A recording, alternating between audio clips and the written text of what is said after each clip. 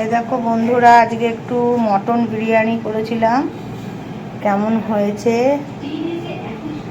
এই যে মটনটা, ডিম, এই যে আলু আর এই লিভার কষা, এই বিরিয়ানির সাথে খাওয়া হবে।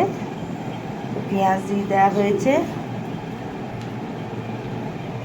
এক হাঁড়ি বিরিয়ানি। দেখো আমি নিয়ে বসে পড়েছি খেতে। এই যে মটন,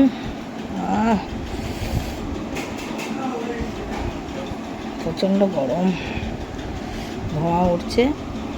এই যে ডিমটা একটু হাফ বয়েল হয়ে গেছিলো। এই যে লিভার, চর্বি কষা।